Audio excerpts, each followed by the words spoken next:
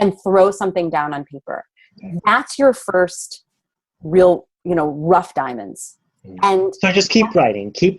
Just keep writing. I mean, whether you set yourself a 30 minutes that you're just going to keep going without taking the pen off the page or without letting your fingers stop, let it come through and understand that what you're going to have at the beginning of that is probably not going to be awesome. In fact, if you think that it is, sit it down for a couple of days and come back and decide, you're like, okay, I missed this. I didn't tell that. It may be you had that moment of absolute brilliance and you just channeled something through. But for the most part, you're going to be putting ideas on paper and just getting started. And then I like to talk about looking at the small S stories and the capital S story. And it's a lot of those small S stories that you have to work through and understand and put them together to understand what the big S story is. Because it's those little S stories that is most often that's us at our most vulnerable. It's us that's unfiltered. It's the part of us that it's okay if you said it in conversation because no one will ever be able to go back to it to review it again. It's where tone of voice makes a huge difference. It's where your body language can fill in a lot. And when you first put that on paper, maybe someone can't hear the laughter to understand, like, oh, this was a joke. This wasn't meant to be offensive or whatever it is. Thank God for emojis, right? Exactly. But, emoji-laden blogs don't necessarily build the most confidence in most clients. I mean, if you want to really speak to 16-year-olds, then maybe you're okay. But I don't know. They're probably like past emojis at this point, and that's only for people who are old who use them. I don't even know. I have small children. But at any rate, it's taking those small S stories and then kind of allowing the process of refinement and discernment and looking at that to say, ooh, too vulnerable, not processed enough yet. That was me trying out an idea, but I don't really sound like myself. And allowing it to come back. This is where having another reader, having, a blog buddy who's perhaps on a similar journey to you can be really, really helpful because they might be able to help you look in and say, this is the piece that I'm most interested in. This sounds most like you. And the other piece that's really important is understanding where you're trying to get to. And this is more about that capital S story, is what do you want to convey to your ideal reader? What do you want your ideal client to know? In a way, it's like knowing the moral of the story. Because take that example of, being out on the beach and watching a sunrise or a sunset, like in and of itself, that's pretty. It doesn't necessarily, there's no story there, right? The story might be, wow, I couldn't even see that sunset because I was so worried about this other thing that was playing in the back of my mind. Yeah. And in fact, you realize, oh, this blog post, the setting is this beautiful space. You want to bring your reader, help them understand where you live and what's part of your life at these beach walks. What you're helping them get is how to deal with those little anxieties that take you out of the moment. And when you understand that's the capital S story, what you really want to convey, it's the combination of those two together that makes a blog post successful. It's helping the reader get something useful that they can get some insight into. Okay, this is how I can deal with my own anxiety issues. And it gives them a window onto you as to why you're the person they're going to go visit. You're the person whose product they're going to buy. You're the person whose phone consult they're going to take advantage of because you gave that to them in a way that made sense, made them see themselves, and they saw a bit of you in your own humanity. Wow. That's a lot to take in. That is beautiful stuff to take in. I mean, it's like, there's two things you have to be thinking about as a writer. It's your own process, your own showing up on paper and on your blogs, and also the idea that your ideal client is reading it, feeling comfortable to see you and go, wow, you've given me some content. Now I'm going to trust you with what I'm going through. That's a very beautiful way to kind of look at it. It sounds difficult to pull off. Well, okay. So triangle. So many things in our lives come in threes. I am a firm believer and lover of the three and how it helps us through beginning, middle, and end, through, the setup, delivering punchline. Like, we do things in threes, right? And we know Three Little Pigs, and we can think about the religious significance of this. Yeah. Three helps. So I talk about the story triangle.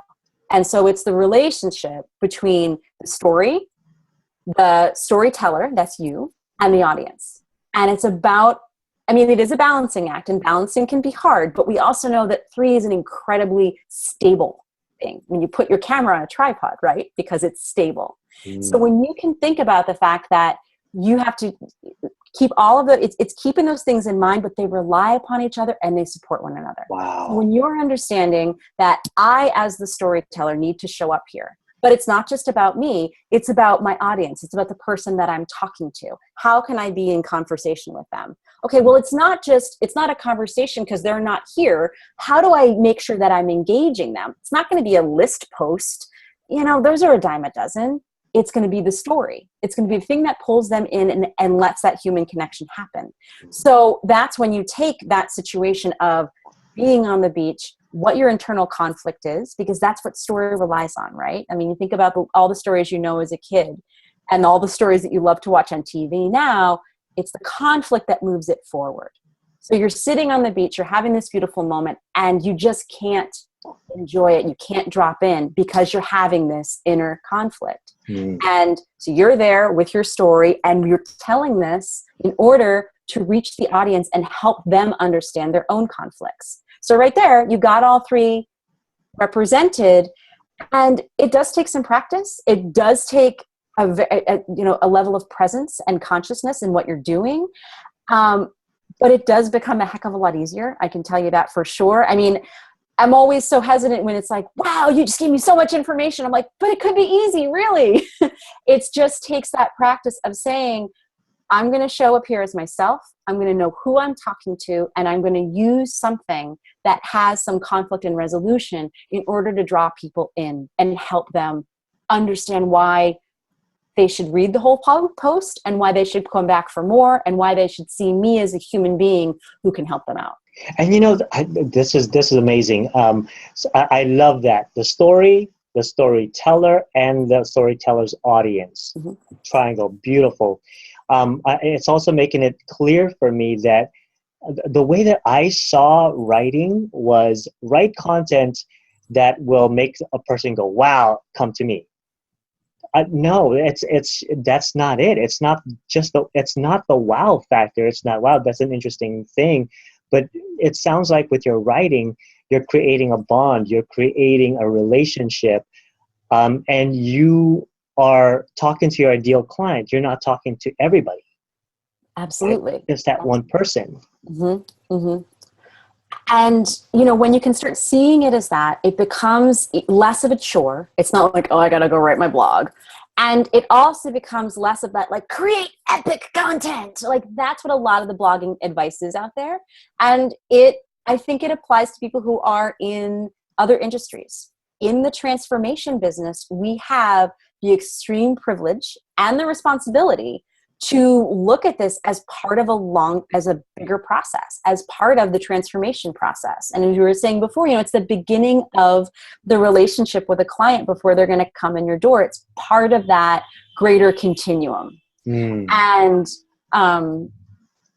sorry, it's noisy out there. I live in a really isolated country lane in upstate New York. Like, we don't get beeping, but who knows? They're really excited about stories, and they wanted to have some conflict here that I could just draw from and say, well, there was people out there who were each other. And I don't know how that relates to you and me yet, but we could figure it out if we spend a little bit of time with the story. So yeah, I think it's about understanding it as a writing practice. And, we're speaking to people who are in practice and in private practice. It's about that. Doing it again and again. It's about being dedicated to it. And it's about seeing it as part of a much larger whole and not just going in there and churning out just another blog post, because you're not going to get a good grade for that. We're out of school now. There's no, like, maybe Google will love you more, but no human beings will love you because they won't be able to get through that post that you did because you had to. Yeah. Great point. So, tell us about your service. Tell us about how people can contact you, what you do, what can you do for people like me? Tell us. Yeah, so I offer both consulting and a course in storytelling, and it's been a really amazing surprise how many people have taken my course and then stepped into becoming one-on-one clients, which I guess I shouldn't be surprised by, but it's that understanding that again we're in the transformation business. We want information, but we also want that human interaction and that sense of what I can't do when I'm teaching through video and written material is sit with somebody and talk through a story.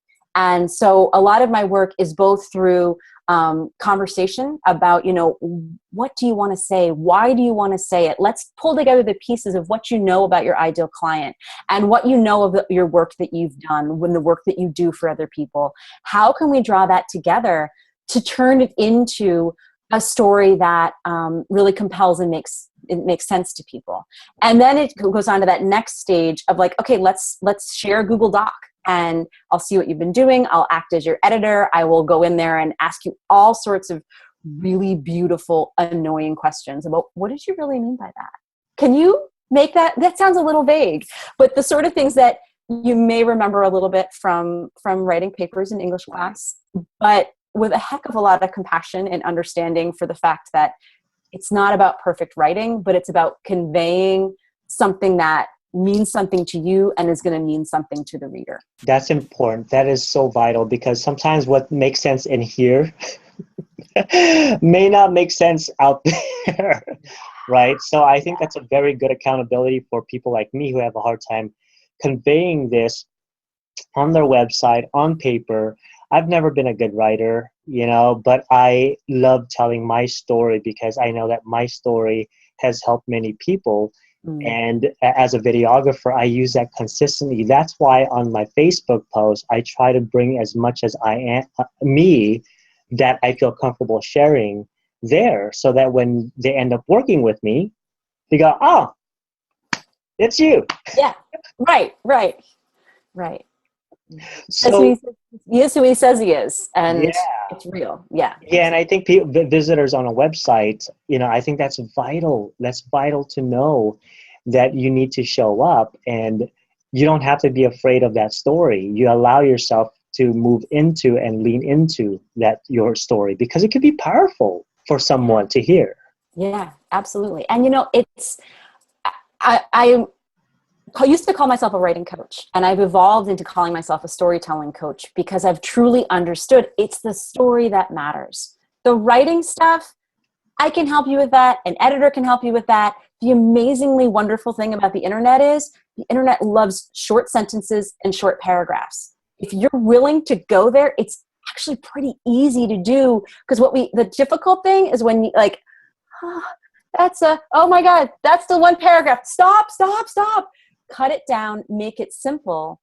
And we're not writing academic papers here anymore. We're not looking to impress anybody with our fancy thesaurus words. Mm-hmm. That, if anything, is about stepping back and stepping into how can I say this in as few clear words as possible and use images, both the ones you look at, but imagery, and pull people in that way and bring in the senses opposed to bringing in the adverbs. Wow.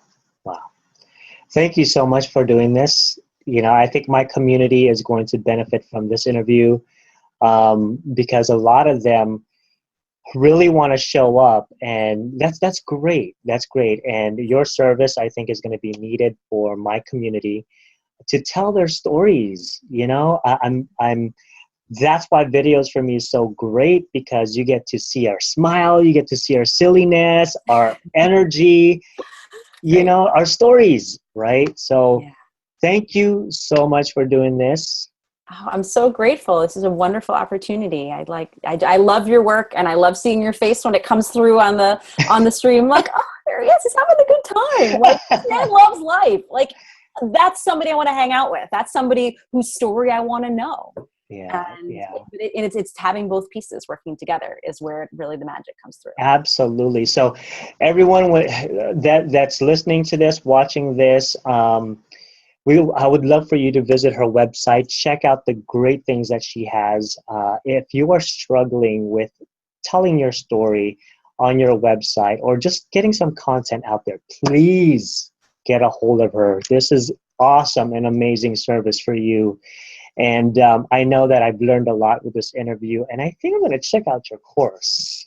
I think I'm going to need that. Actually, I will. People are telling you some good things. They say that they like it. They say it's helping. And it was so great, that opportunity to put your ideas together and say, here, like, how can you use them? Let's learn together. And it's been awesome. And I really would love to have you in it and help you tell some stories and your community too. Awesome. Oh, and I will be visiting upstate New York in September sometime, so we got to hang out. That would be wonderful. That would be absolutely amazing. Yes, that's the time to be here. It's a little hot and sticky here right now. But, I heard. Now, are you close to Fishkill? Yeah. How far? 45 minutes. Wow. Yeah. California standards, that's like 10 minutes. Exactly. And around here too, because it takes me 20 minutes to get to a grocery store. There you go. Country lane thing. Yeah. Awesome. So again, thank you so much for being here. All of you who are listening, I will have this video for you on my YouTube channel, on my blog page, on filmit.com, everywhere. Okay, I want you to visit her. I want you to see her and give her a call. She's going to help you with your writing. Thank you again. Thank you. All right, this is Ernesto, licensed marriage and family therapist and creator of filmit.com. Thank you for watching. Bye-bye.